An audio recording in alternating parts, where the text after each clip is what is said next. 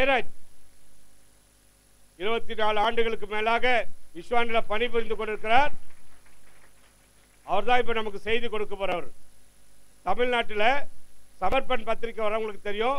கடைசி பக்கத்தில் ஜெப உதவி ஜெப ஆலோசனைன்னு இருக்கும். அதில் ஒரு 3 நம்பர் கொடுத்துருப்பாங்க. அந்த சகோதரருடைய நம்பர் ஒன்று இருக்கும், என்னுடைய நம்பர், அலுவலகத்தினுடைய நம்பர். அநேகர் தொடர்பு கொள்வாங்க. ஐயா இந்த மாதிரி சூழ்நிலை ஜெபம் பண்ணுங்க, பற்பல போராட்டங்கள் ஜெபம் பண்ணுங்க. அவங்களுடைய ஆலோசனையை கேட்டு ஆலோசனையை கொடுத்து ஜெபம் பண்ற வேலை தான் எங்களுக்கு. ஜெப பிரிவில் இருக்கிற அருமையான சகோதரன் இந்த நாளில் நமக்கு செய்தி கொடுக்க வந்திருக்காங்க. வாய்ப்பு கொடுத்த போதகருக்காக திருச்சபைக்காக நன்றி. மற்ற காரியங்களை அவர் செய்தி கொடுப்பாரு.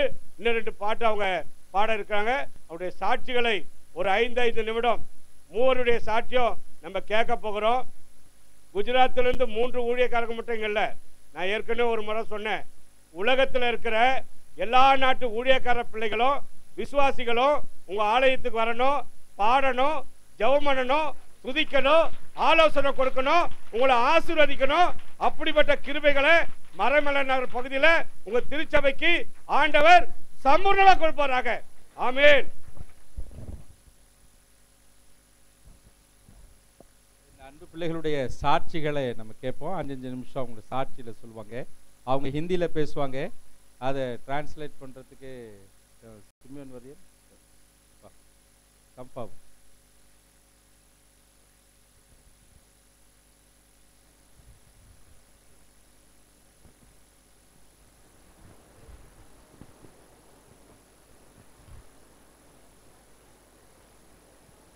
அவங்க குஜராத்தில் போய் யாரோ சுவிசேஷம் சொல்லி, நல்லா கேளுங்க, இவ்வளோத்தான், யாரோ ஒருத்தர் சுவிசேஷம் சொல்லி இயேசு கிறிஸ்துவை ஏற்றுக்கொண்டு இப்போ எல்லாத்தையும் விட்டுட்டு முன்னேற ஊழியம் செய்கிறாங்க. நீங்கள் நான் என்ன செய்கிறோம்? லேலுயா. எத்தனை வருஷம் விசுவாசி? லேலுயா. தோத்ரா. யோசித்து பார்க்கணும். லேலுயா. நம்மளை கொண்டு கர்த்தர் பெரிய காரியங்களை செய்ய போகிறார். ஹல்லேலூயா. ஹல்லேலூயா. உங்களை கொண்டு, ஹல்லேலூயா, உங்கள் ஒவ்வொருவரையும் கொண்டு கர்த்தர் ஏதோ ஒன்று செய்ய விரும்புகிறார்.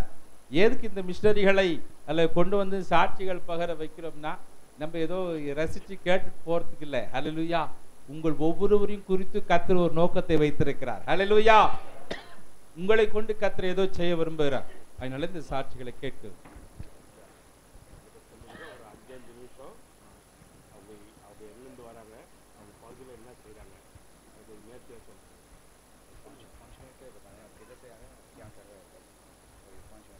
सेवा के बारे में है ना, सेवा के बारे में किधर से आ रहे, क्या कर रहे काम, 5 मिनट। मेरा नाम रूबन कुमार आई भगत. என்னோட பேர் ரூபன் குமார் ஐ भगत. मैं नर्मदा जिला का गारदा गांव से आया हूँ. நான் நர்மதா ஜில்லாலேருந்து வந்திருக்கேன். और मैं अभी भरूच जिला का नावलगढ़ और उमरखड़ा और इस एरिया के कुल 6 गांव में सेवा कर रहा हूँ. நான் பரூக்கில் அந்த இருக்க வில்லேஜஸில் நான் ஊழியம் செஞ்சுட்டு இருக்கேன்.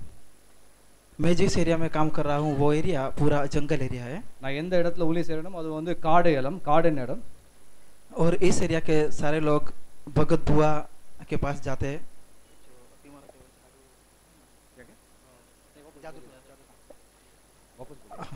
मैं जिस जगह पे रहता हूँ वहाँ के लोग जादू टोना में ज़्यादा विश्वास करते हैं. நான் எந்த இடத்துல இருக்கிறோம் அங்கே வந்து அந்த மந்திரத்துக்கு ரொம்ப விசுவாசிப்பாங்க, மந்திரத்தை. और वहाँ पर कबीर पंथ, रामानंदी, भातीजी पंथ और ऐसे कई पंथ के लोग बसते हैं.